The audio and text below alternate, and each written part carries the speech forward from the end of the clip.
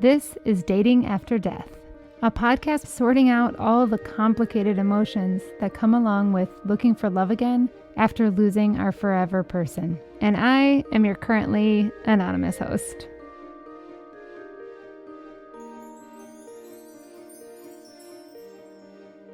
At the start of the pandemic in 2020, March, April, the beginning of May, my little family was thriving. We had always been the kind of people that were constantly on the go, tons of social events, concerts, dinners. We said yes to everything. And the pandemic was forced relaxation and downtime and togetherness, and we were loving it. I wasn't expecting that since I'm a on-the-go kind of girl, but I knew my husband was loving it. He always appreciated some time to chill. There were some stressful times with remote school and all of the other complications of quarantining for the first time in our lives. But overall, we were just having so much fun. It really highlighted the fact that my husband and I really loved each other and really liked each other a lot. I mean, he'd still come down in the morning and grab my ass on the way to get his coffee and try to sneak in quickies when the kids were playing. And we were just thriving until one weekend. We had an outdoor gathering to celebrate his brother's engagement. Had a great day together. And by the nighttime, he was writhing in pain. Dropped him off at the ER, figuring it was nothing.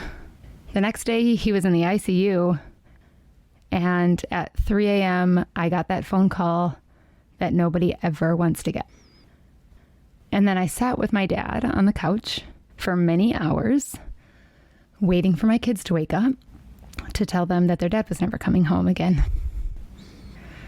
Somehow daddy's tummy ache turned into daddy's death.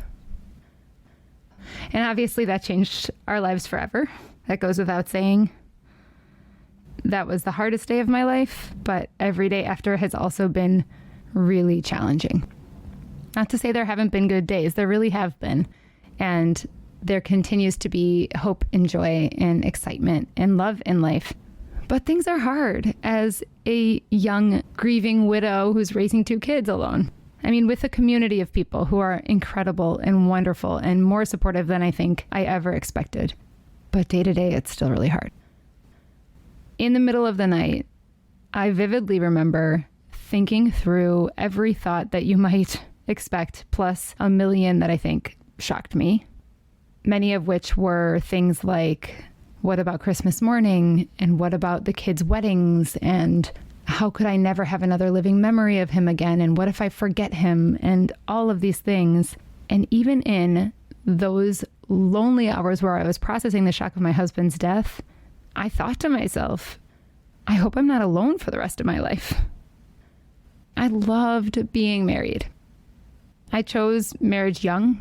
We got married when I was 23 because I thrive with other people and in partnership and companionship. And I want to do my life in community with people. And that includes, hopefully, another love relationship one day. Of course, in that moment, that thought was fleeting. And it took me most of the first year to ever allow those thoughts to creep back into my mind. Little things here and there, but by and large, this was not a predominant thought. My predominant thought was more, I can't imagine ever loving someone again. How could I create a life with somebody new? But then something happened. My brother-in-law had his wedding, and it was very small, a COVID wedding, and I ended up making out with one of the groomsmen. It's not like I went into the night with this planned, but there were plenty of cocktails, mostly to help me cope with the fact that my husband wasn't there. Then there was dancing, and then I remember turning to this guy and just saying to him, I really want to make out with you. I'm not going to sleep with you, but I really want to make out with you. And he was like, essentially, great, yeah, let's do that. And we did, and it was amazing and exciting, and I felt very alive, which I had not since my husband's death. And I remember calling my girlfriend the next day and saying, you are not going to believe what happened. I just had the most unexpected and incredible night. It was so much fun and just feeling so much joy. That relationship was short-lived. It was wonderful for what it was, which was someone to keep me company and help me sort of process just even the idea of another man in my life. In that process, I felt very grateful for the fact that I could see glimpses of my old self and glimpses of a joy in a life ahead. So that experience really pushed me to put myself out there online, which felt sort of, maybe even shameful. I don't love that word, but that's how it felt. I wanted some story that was like, oh, I met somebody randomly and we happened to fall in love, or a friend set us up and it was just too good and I had to date him. But no, putting myself out there as a young widowed mother felt like it was a statement that I wasn't even sure I was ready to make, but I just decided to go for it. And my cousin, who has a lot of experience in the online dating world, gave me some great tips like, listen, if you're going to pay for a babysitter, set up multiple dates in one night, because within the first 2 minutes of talking to somebody, you know if you like their energy or not. So just spend an hour with each person, tell them you're meeting girlfriends before or after, and just make a night of it and meet a bunch of people. I thought that was both hilarious and very efficient. And so I did that, and I went on a few dates. The first time I went on dates in like 17 years. It was fine and nice. I ended up going on about 10 different dates from the online world, most of which were okay, and one which was great.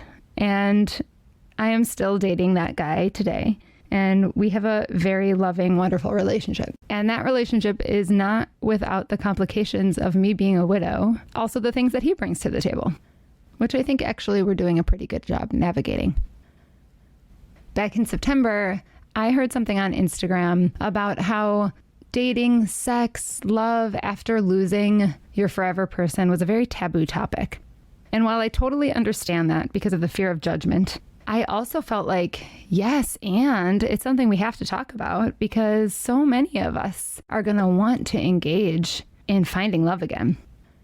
There are millions of just Americans who are widowed, and I would venture to guess many of them would love companionship again.